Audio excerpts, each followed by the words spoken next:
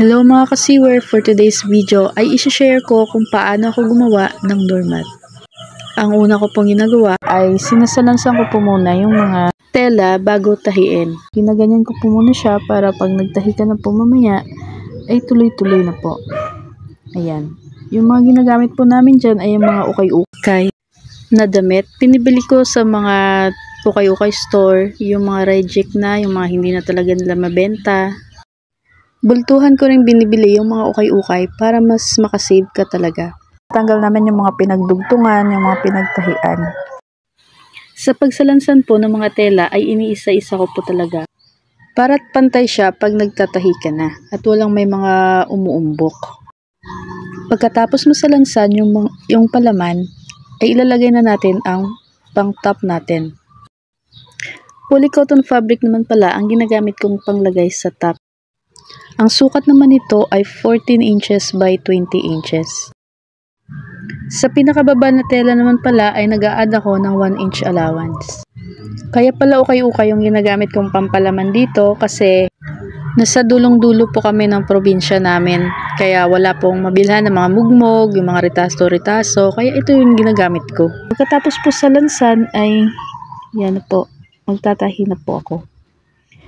Ayan. So, pagtahi po sa gilid, yung gilid po yung inuuna, ay dapat maingat po sa pagtahi kasi minsan po yung mga tela mo sa loob, mga palaman ay nagkakalaglag pag hindi po tayo maingat.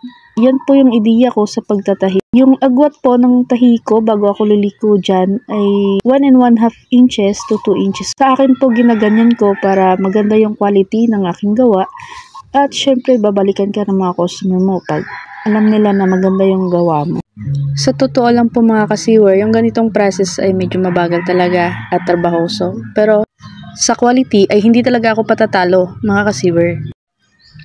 Ayan, pagkatapos po na itahi na natin ay tanggalin na po natin. Ang mga excess naman na tela ka-sewer ay ginugupit ko po yan para pulidong-pulido talaga yung pagkakagawa natin. At hindi tayo mapapahiya sa customer natin, di ba?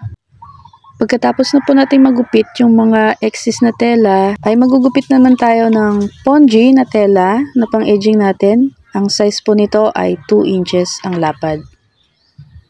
Ayan. Ibaliktad po natin, dito po tayo sa likod muna mag-start. Dito tayo una maglagay ng edging natin.